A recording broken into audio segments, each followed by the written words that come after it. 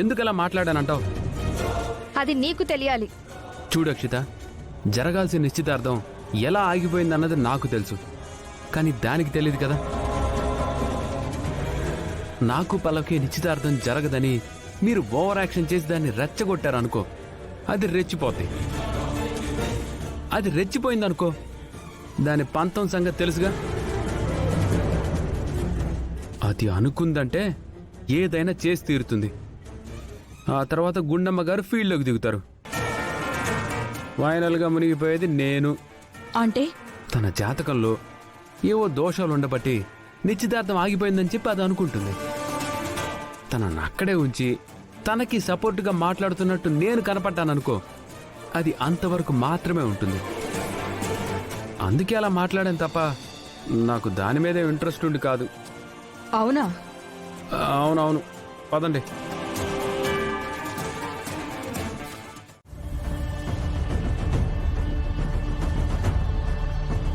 Madam నమస్తే madam. ఏయ్ నువ్వా? అసలు నువ్వెందుకు ఇక్కడికి వచ్చావు? నిన్నెవరు లోపలికి రానిచ్చారు? ఏయ్ ఎవరయ్యా నువ్వు? నేను పావులు పట్టేవాడినండి. అంటే మొన్న మా ఇంట్లోకి పాము వస్తేను పట్టాడు. ఏయ్ అయినా నువ్వెందుకు వచ్చావు? డబ్బులు కావాల్సి వచ్చి కొంచెం. అప్పుడే ఇచ్చాను కదా. మా కూతురు హాస్పిటల్లో ఉంది మేడం, కొంచెం డబ్బులు కావాలి. ఓ 10,000 ఉంటే సర్దుతారని. ఏం తమాషాగా ఉందా 10,000 అంటున్నావు? అమ్మా మీరు ఫోన్ చేయగానే వచ్చాను. మీకు ఎంత హెల్ప్ చేశానమ్మా.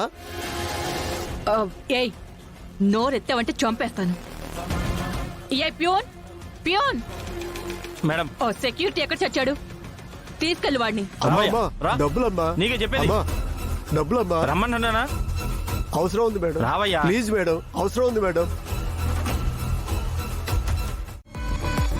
మంచిది, నాది కర్నింగ్ నేచరేనే, నువ్వేమైనా అనుకో. కానీ నా కొడుక్కి నీకు ఎప్పటికీ పెళ్లి జరగదు. నేను నా కొడుక్కి భువననిచ్చే చేస్తాను. ఏం చేయగలవు? మీరు దారుణంగా మోసం చేస్తారని తెలియక కొంచెం వెనుకపడ్డాను. కానీ ఇప్పటికీ ఆట సగమే అయిందత్తయ్య. అసలు ఆట నేను ఆడతాను. ఎలాగైనా మీ కొడుకుని పెళ్లి చేసుకుంటాను. కోడలుగా మీ ఇంట్లో కుడికాలు పెట్టి ఎడమ కాలు మీ తల మీద పెట్టి మిమ్మల్ని ఒక ఆట ఆడించకపోతే నా పేరు పల్లవే కాదు.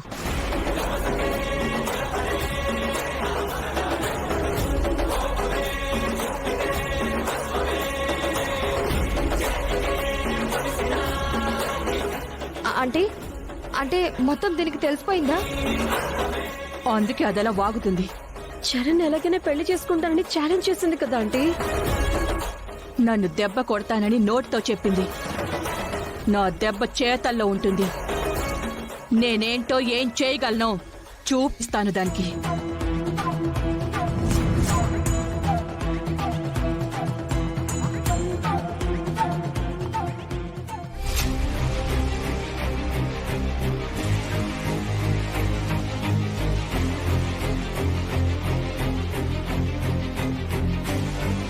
అవునే, ఈ నిశ్చితార్థం ఆపడానికి నేనే పావును తెప్పించాను. అనుకున్నది అనుకున్నట్టే నిశ్చితార్థం ఆపగలిగాను. కానీ నా కొడుక్కి నీకు పెళ్లి ఎప్పటికి జరగదు. నేను నా కొడుక్కి భూరనిచ్చే చేస్తాను. ఏం చేస్తావు? పల్లవి, పల్లవి, ఎక్కడికి వెళ్ళిపోయావు? ఇవాళ కెమిస్ట్రీ ప్రాక్టికల్స్ ఉన్నాయని అందరినీ ల్యాబ్కి రమ్మని సార్ చెప్పారు కదా.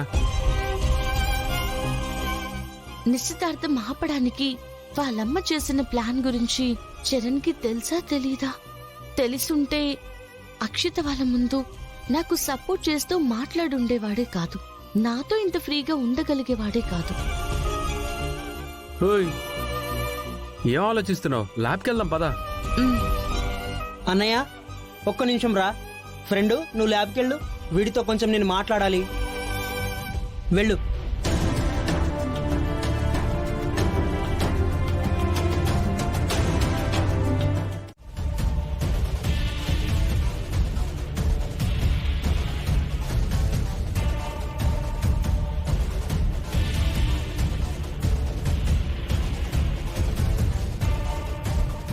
ఇప్పుడంతా ఓకే కదా అక్షిత?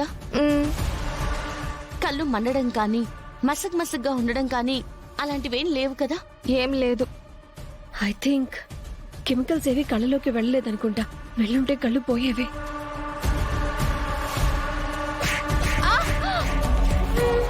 ఏ చంపేస్తా నోరెత్తావంటే. ఎందుకో నీకు తెలుసు, దీనికి తెలుసు. కెమికల్ రియాక్షన్ జరిగేలా చేసి నా కళ్ళు పోగొట్టాలని చూస్తారా? నేను ఎక్స్పెరిమెంట్ స్టార్ట్ చేసినప్పుడు నేను తీసుకున్న టెస్ట్ ట్యూబ్ చివర్లో చిట్లుంది.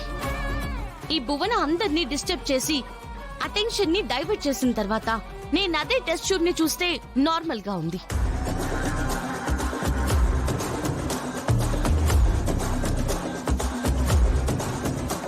నువ్వు నన్నేదో ఒకటి చేయాలని ఎప్పటికప్పుడు ఏదో పిచ్చి పనులు చేస్తూనే ఉంటావు. కానీ ఇవాళ నువ్వు చేసిన పని వల్ల నిజంగా నువ్వనుకునేది ఏదైనా జరిగి చరణ్కి ఏమైనా అయ్యుంటే? జాగ్రత్త అక్షిత. ఇప్పటి వరకు నువ్వు నా విషయంలో ఎన్ని వెధవ పనులు చేసినా చెల్లివన్న మమకారం నిన్ను కాపాడుకుంటూ వచ్చింది. అలాగే చరణ్ అంటే నాకిష్టం. కానీ నాకు కాబోయే భర్త మీద ప్రేమ ఎక్కువ.